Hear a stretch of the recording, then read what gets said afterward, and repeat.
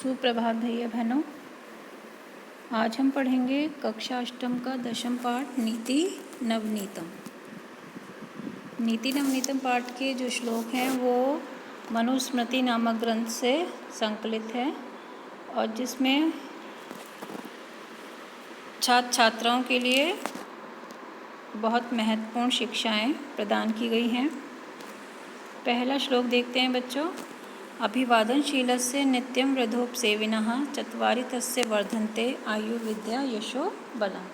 अभिवादनशीलस्य अर्थात प्रणाम करने की आदत वाले तथा नित्यम वृद्धोपसेविना प्रतिदिन वृद्धजनों की सेवा करने वाले जो व्यक्ति हैं उन व्यक्तियों की आयु विद्या यश और बल ये चार चीज़ें जो हैं चत्वारी माने चार जो चीज़ें हैं वो वर्धनते माने वृद्धि को प्राप्त होती हैं अर्थात बढ़ती जाती हैं। दूसरा श्लोक है यम माता पितरौ कलेशम सहेते संभवे निर्णाम न तस्य निष्कृति शक्या कर्तुम वर्षते रपि।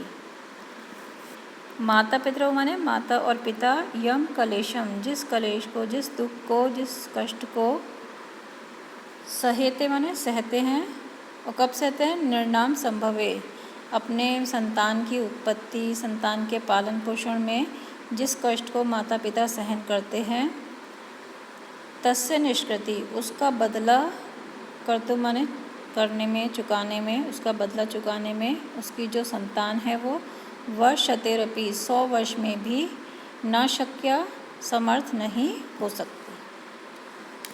अगला श्लोक देखेंगे। तयो नित्यं प्रियं कुर्यात् च आचार्यस्य च सर्वदा। तयो माने उन दोनों का अर्थात माता का और पिता का, आचार्यस्य च और आचार्य का, नित्य माने प्रतिदिन, सर्वदा माने हमेशा, प्रतिदिन और हमेशा प्रियम कुर्यात् प्रिय ही किया जाना चाहिए क्योंकि त्रिषु तुष्टेषु क्योंकि उन तीनों के ही त्रिषु माने तीनों के ही तुष्टेषु माने प्रसन्न होने पर तपः सर्वम समाप्यते सारे तप संपूर्ण हो जाते हैं, सारे तप जो हैं वो समाप्त हो जाते हैं। चौथा श्लोक देखेंगे।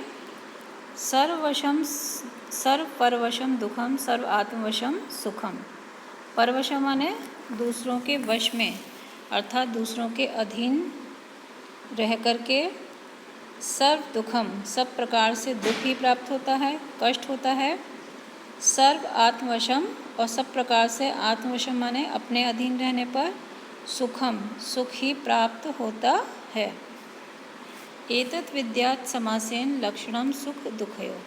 एतत् विद्यात् माने ऐसा जान लेने पर ऐसा जान लेना ही सुख दुखयो समासेन लक्षणम सुख और दुख का समासेन माने संक्षिप्त लक्षण माने लक्षण है, मतलब इसको सुख और दुख का संक्षिप्त लक्षण समझना चाहिए। फिर क्या है अगला। यत् कर्म कुर्वतो अस्य स्यात् परितोषो अंतर आत्मनः।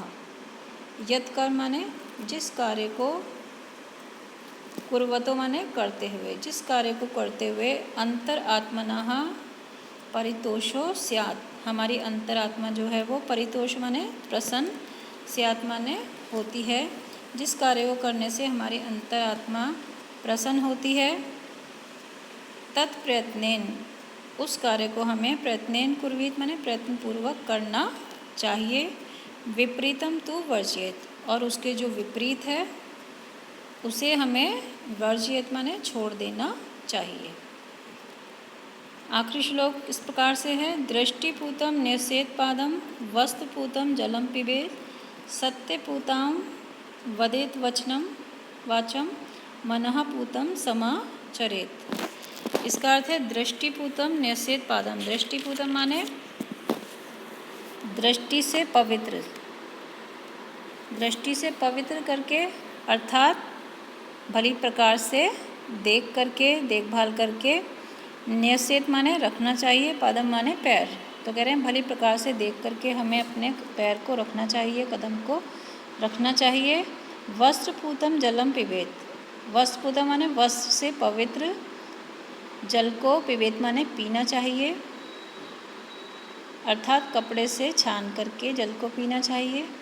सत्यपूताम वदेत वाचम, और सत्य से पवित्र अर्थात सत्य से युक्त वाणी हमें बोलनी चाहिए, वचन हमें बोलने चाहिए। मनः पूतम समाचरेत, और मन से पवित्र आचरण को हमें करना चाहिए। मन से पवित्र माने कि सोच विचार के हमें आचरण को करना चाहिए। इस प्रकार से नीति नवनीतम पाठ के ये श्लोक आशा है आप सभी को समझ में आ गए होंगे। धन्यवाद।